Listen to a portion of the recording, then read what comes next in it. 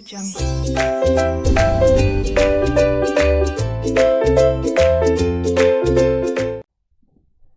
Ji guys, what's up? So all those people appearing for paper number 6D group 2 CA final, अगर आप दोनों group दे रहे हो या अगर आप खाली एक ही ग्रुप दे रहे हो ग्रुप 2, तो ध्यान रखिएगा कि पढ़ना कैसे है, ठीक है? तो जब पहली बार जब बोलता जब आपको पढ़ना होता है तो this should be your pattern. अब जब आप रिवीजन भी करोगे तो this should be your ideal pattern. So अभी दिन अगर मेरे पास एग्जाम कम है क्योंकि I am just recording the video like 15 days prior, तो अब क्या करोगे आप? एक एक दिन में दो चैप्टर करोगे, पर चैप्टर का कॉम्बिनेशन जरूर देखना क्या करना है। सो आज मैं आपको बताने वाला हूँ कि इको लॉ में किन किन बातों का ध्यान रखना है, क्या एग्जाम पैटर्न मतलब पेपर पैटर्न कैसे लिखना चाहिए, आपको आंसर कैसे प्रेजेंट करना है, रिवीजन का क्या स्ट्रेटेजी रहना चाहिए, क्या क्या मटेरियल लेके जाना है। पहला चीज तो ध्यान रखना ब्लैक पेन। नंबर 2 ध्यान रखना आपको 4 घंटे का पेपर है, 4 घंटे का पेपर है। एमसीक्यू जो मार्क करोगे ना आप, जो इंस्टीट्यूट ने शीट दी है ना उसी पे मार्क करने। एमसीक्यू जो स्कैंट्रॉन शीट आएगी ना अलग से उसी पे मार्क करना है ना। 4 घंटे का पेपर होगा आपके सामने। 4 घंटे में मेरे को क्लियर होना चाहिए 25 मार्क की एक केस स्टडी है, 25 मार्क की एक केस स्टडी है, मतलब एक केस स्टडी मैं ऑप्शन में निकाल सकता हूं। अब वो कौन सी होगी वो रोल आउट करना आपको आना चाहिए। जैसे आपको पेपर मिल जाता है तो पेपर मिलता है आपको देखने का, जैसे जो भी आपका फेवरेट टॉपिक होगा वो वर्ड ढूंढो। जैसे अगर मैं बोलूं फेमा लोगों का जनरली वीक होता है, तो इफ यू सी फेमा तो एक बार वो केस स्टडी छोड़ दो। लिखा होगा ना फॉरेन एक्सचेंज मैनेजमेंट 1999, कहां से मिलेगा सर? बेस्ट चीज है क्वेश्चन देखने का नीचे और उसके ऊपर वाला पैरा। सो नीचे के क्वेश्चन देखो, उसके ऊपर का पैरा, क्योंकि आंसर उसके हिसाब से लिखना होगा ना अपने को, तो आपको दिख जाएगा कि अगर मेरे को फेमा देगा तो मैं एक बार ये छोड़ देता हूं।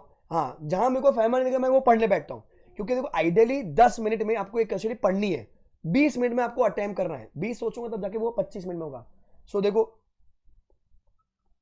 माई ideal time should be divided कैसे sir? 10 minute is my reading time, right? 10 minute is my MCQ time, क्योंकि सर एमसीक्यू भी वेटेज कैरी करते हैं यहां पर, बराबर 10 मिनट 20 चला गया सर 20 मिनट, क्योंकि आइडियली आप देखोगे 3 से 4 क्वेश्चंस आ रहे हैं। आप जब केस स्टडीज देखेंगे तो 3 से 4 क्वेश्चंस ही आते हैं, तो मैं बोलता हूं मेरे को 20 मिनट में मेरे को डिस्क्रिप्टिव लिखने का है। अब बेटा जब मैं ये टाइमिंग लेके चलूंगा ना, मतलब 40 मिनट्स का टारगेट, तो that means I can complete my one case study in like 45 to 50 minutes. 45 to 50 ये आपने को खुद को बोलेगा भाई 40 मिनट में खत्म करने की है। हाँ, किसी की हैंडराइटिंग स्लो होगी, किसी को आंसर नहीं मिल रहा होगा क्योंकि ढूंढ के लिखना है ना यहाँ पर, तो जब आप सोचो मेरे को 1 घंटे में मैं खत्म करूं क्योंकि 4 ही लिखनी है मेरे को, तो बेटा वो लास्ट वाले रह जाएगी फिर। So you have to be very clear.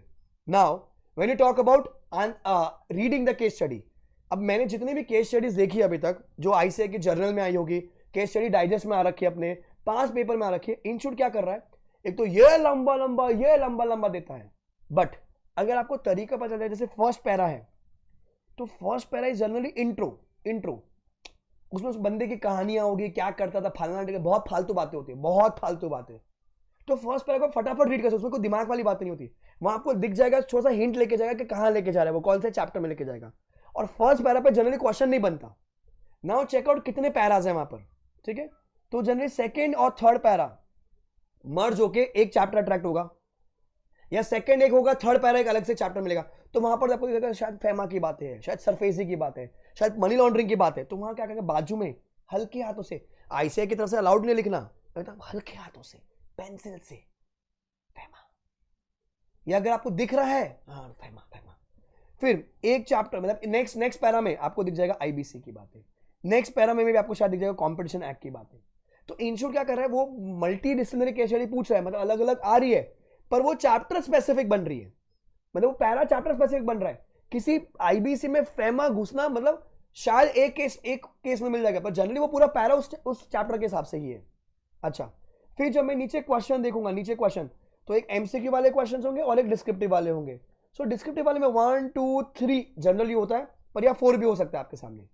अब यू कांट जज ऑन रीडिंग द पैरा कि मेरे को आंसर क्या लिखना है, नहीं, यहां ढूंढने नहीं बैठना अपने को, यहां अपने खाली पढ़ने का है कि कौन सा चैप्टर अट्रैक्ट हुआ, फिर सोचेंगे कौन सा कॉन्सेप्ट अट्रैक्ट हुआ, बट कॉन्सेप्ट कौन सा अट्रैक्ट हुआ कहां मिलेगा, वो नीचे मिलेगा, नीचे।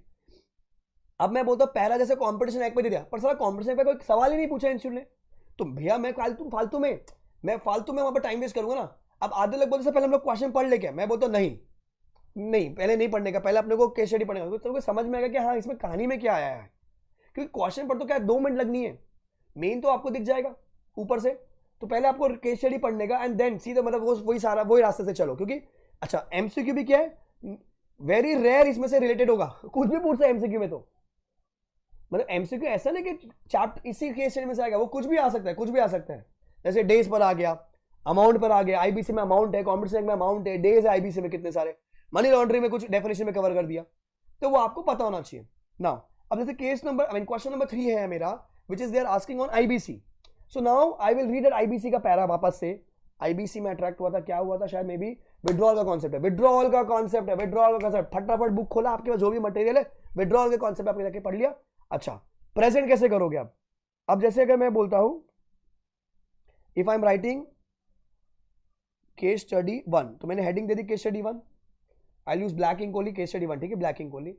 सी 1 का एक क्वेश्चन, लीव 2 फिंगर स्पेस। अब जैसे मैंने वो क्वेश्चन बोला आपको, जैसे क्वेश्चन था ऑन विड्रॉल, तो एज पर पूरा section I think 11 on withdrawal of IBC, section को बॉक्स में, आईबीसी को बॉक्स में, आईबीसी को भी, आईबीसी पूरा लिखना है, insolvency bankruptcy code 2016, following is a procedure for withdrawal.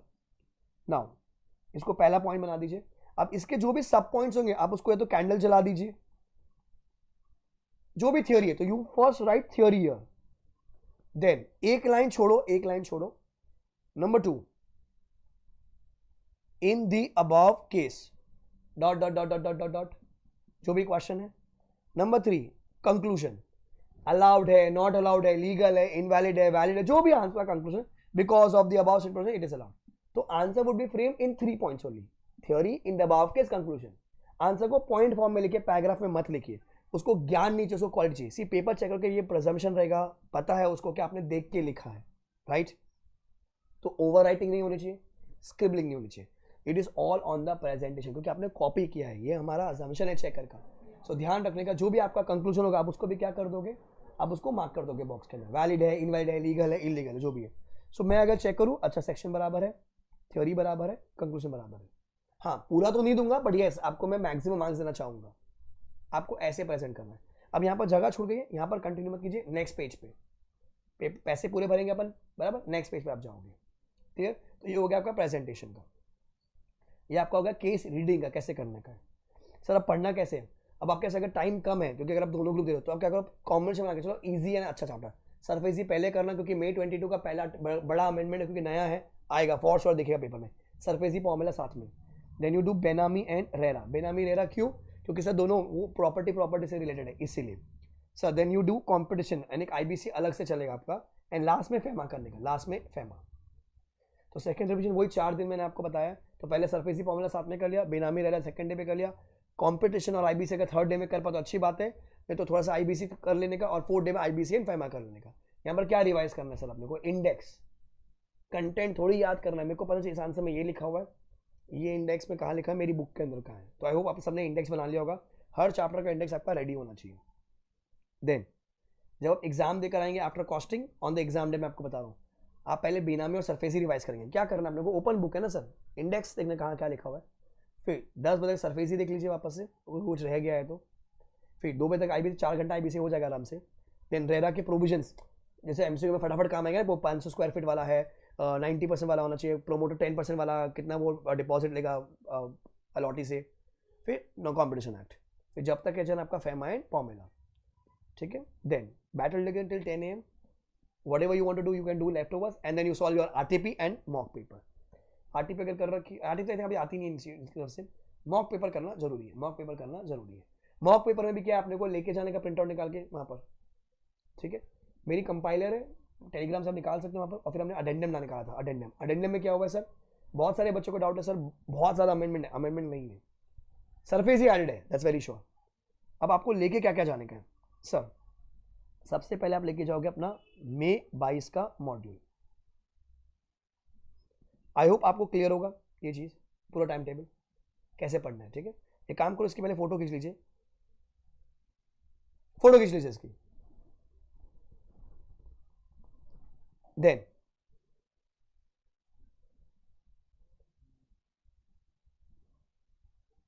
Clear ना, क्या क्या लेके जाओगे मई 22 की मॉड्यूल।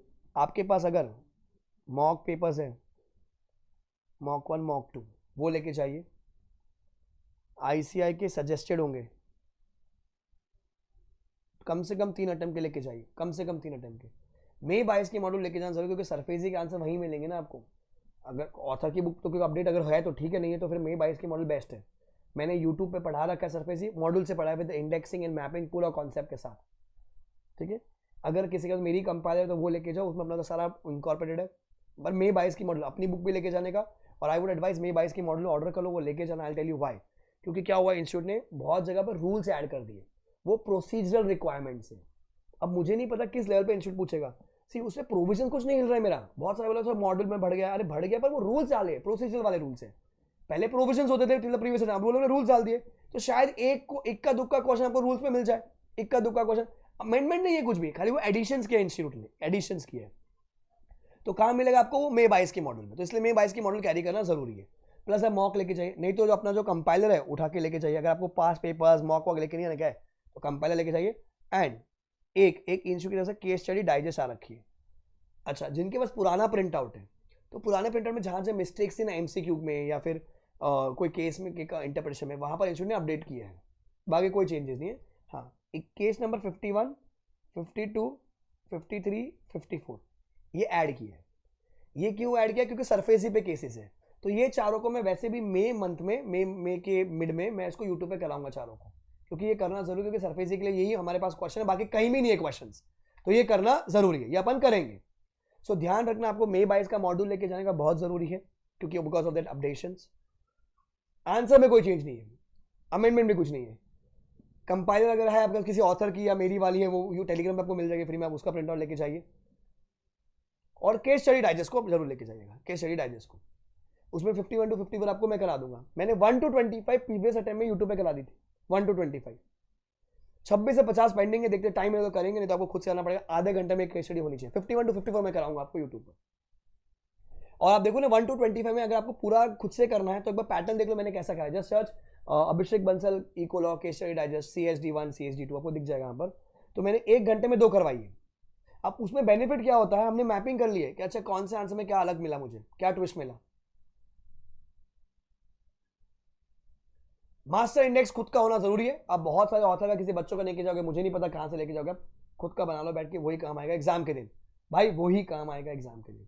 इतना पढ़ने का रट्टा नहीं मारना है, समझना है चीजों को। Indexing is very important. Index अगर आपका रेडी है तो बहुत अच्छी बात है। मैं आपको दिखा देता हूं, मैंने यूट्यूब पे करवा रखा ऑलरेडी। जैसे आई हैव सरफेसी का index, I just show you. People who have attended SARFAESI with me they know it. So हमने ऐसा यूट्यूब पे बना दिया था सरफेसी का। बाकी जब आपने मुझसे पढ़ रखे तो अपन ने चैप्टर वाइज इंडेक्स बनाया ही है, ठीक है।